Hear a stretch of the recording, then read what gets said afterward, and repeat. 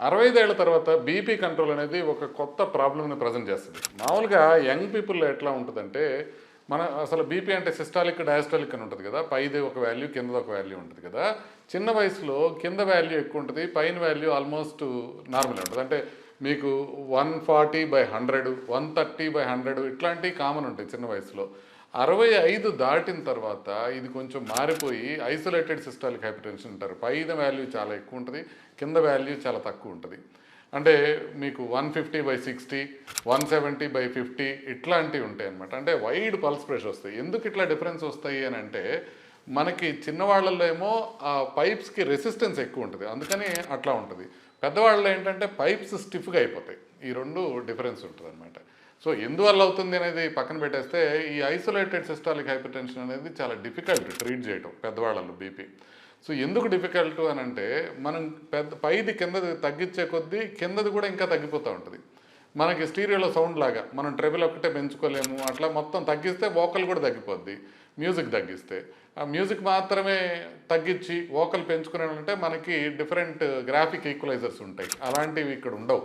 కాబట్టి మనం ఏం చేయాలి అని అంటే, మనం సిస్టాలిక్ బీపీ చూసుకోవాలా, డయాస్టాలిక్ బీపీ చూసుకోవాలి. డయాస్టాలిక్ బీపీ బాగా తగ్గిపోతే ప్రాబ్లం ఏమవుతుందంటే, గుండె పంపింగ్ చేసేటప్పుడు ఏంటంటే మిగతా అన్ని అవయవాలకి పంపింగ్ టైంలో బ్లడ్ దొరుకుతుంది, గుండెకి మాత్రం రిలాక్సేషన్ టైంలోనే దొరుకుతుంది. అందుకని ఆ రిలాక్సేషన్ టైంలో అంటే డయాస్టాలిక్ బ్లడ్ ప్రెషర్ తగ్గితే కనుక గుండెకి రక్త సరఫరా తగ్గుతుంది. అందుకని కిందది 60కి తగ్గకుండా చూసుకుంటూ, పైది కొంచెం ఎక్కువ ఉన్నా కూడా యాక్సెప్ట్ చేయాలి. అంటే 140, 150 ఉన్నా కూడా పెద్దవాళ్ళల్లో మనం యాక్సెప్ట్ చేయాల్సిన అవసరం ఉంటుంది.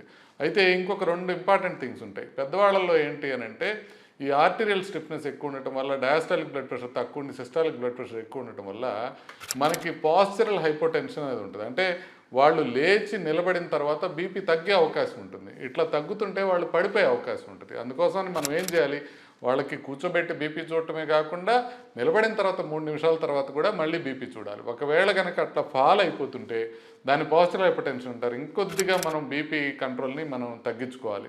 అదేవిధంగా సాల్ట్ తగ్గించుకోవాలి. ఇలా ఐసోలేటెడ్ సిస్టాలిక్ హైపర్టెన్షన్ ఉన్న వాళ్ళకి కొన్ని రకాల మెడిసిన్స్ బాగా పనిచేస్తాయి. వాటిని కాల్షియం ఛానల్ బ్లాకర్స్, లేకపోతే డయూరిటిక్స్ అంటారు. బీటా బ్లాకర్స్ కానివ్వండి, ఏసినిప్టార్ సిఆర్బీస్ కానివ్వండి, దీనికి అంత బాగా పనిచేయవు. కాబట్టి ఏజ్ ఎక్కువ ఉంటే మీ బీపీ విషయంలో చాలా మార్పులు ఉంటాయి. వీటిని జాగ్రత్తగా గమనించి మీ డాక్టర్తో డిస్కస్ చేసి ఆ ట్రీట్మెంట్ తీసుకోండి.